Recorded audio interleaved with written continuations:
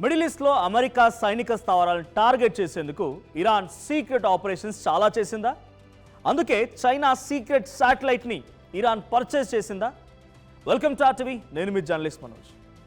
పశ్చిమాసియాలో దాడులు ఆగిపోయి తాత్కాలిక కాల్పుల విరమణ అమల్లో ఉన్నా కూడా ప్రజెంట్ సిచ్యువేషన్లో ఒక సంచలనమైన వార్త బయటకు వచ్చింది. అదేంటంటే రీజనల్ సెక్యూరిటీ జియోపాలిటిక్స్ని సమూలంగా మార్చేసేలా ఇరాన్ ఒక చైనా శాటిలైట్ని సీక్రెట్గా కొనుగోలు చేసిందని ఇంటర్నేషనల్ మీడియా ఇన్వెస్టిగేషన్ రిపోర్ట్ వెల్లడించింది. ఇక దీని ద్వారా ఆ రీజియన్లోని యుఎస్ మిలిటరీ బేస్లను ఇరాన్ టార్గెట్ చేసిందని క్రిస్టల్ క్లియర్గా తెలుస్తోంది. లీక్ అయినటువంటి ఇరాన్ మిలిటరీ డాక్యుమెంట్స్ ప్రకారంగా 2024 చివరిలో చైనా నుంచి లాంచ్ అయినటువంటి TE-01B అనేటువంటి శాటిలైట్ని ఇరాన్కు చెందినటువంటి Islamic Revolutionary Guards Corps Aerospace Force రహస్యంగా సొంతం చేసుకుంది.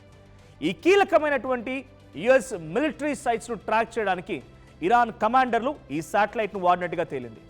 గత మార్చిలో అమెరికా రక్షణ స్థావరాలపైన డ్రోన్ మరియు క్షిపణి దాడులకు ముందు ఆ తర్వాత కూడా ఈ శాటిలైట్ తీసిన ఇమేజ్లను ఇరాన్ విశ్లేషించుకొని అటాక్ చేసిందట.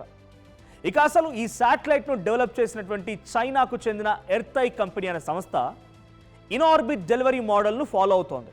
అంటే స్పేస్ క్రాఫ్ట్ను కక్షలోకి ప్రవేశపెట్టిన తర్వాత దాని కంట్రోల్ని సక్సెస్ఫుల్గా విదేశీ క్లయింట్ల చేతుల్లోకి ట్రాన్స్ఫర్ చేస్తారన్నమాట.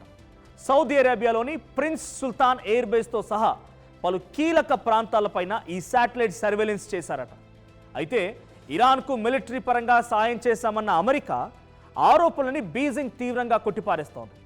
ఇదంతా ఫ్యాబ్రికేటెడ్ అని చైనా విదేశాంగ మంత్రిత్వ శాఖ ప్రతినిధి లిన్ జియాన్ కొట్టిపారేశారు. కేవలం ఏదో ఒక రిపోర్ట్ని ఆధారం చేసుకొని అమెరికా గనక చైనా పైన ఏమైనా యాక్షన్ తీసుకుంటే తమ వైపు నుంచి కూడా తీవ్రమైన పరిణామాలు అమెరికా ఎదుర్కోవాల్సి వస్తుందని చెప్పి చైనా వార్నింగ్ ఇస్తోంది. మరోవైపు ఈ పరిణామాల నేపథ్యంలో అమెరికా అధ్యక్షుడు డొనాల్డ్ ట్రంప్ చాలా సీరియస్గా రియాక్ట్ అయ్యారు. ఇరాన్కు మిలిటరీ వెపన్స్ సప్లై చేసే ఏ దేశమైనా సరే 50% టారిఫ్ విధిస్తామని గట్టిగా వార్నింగ్ ఇచ్చారు.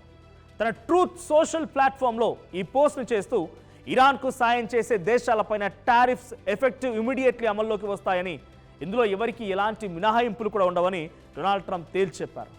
సో ఎవరేమనుకున్నా ఇరాన్ మాత్రం అమెరికా స్థావరాలపై సీక్రెట్గా నిఘా పెట్టి అటాక్స్ చేసినట్టుగా మిడిల్ ఈస్ట్ మొత్తం ఇప్పుడు కోడై కూస్తోంది.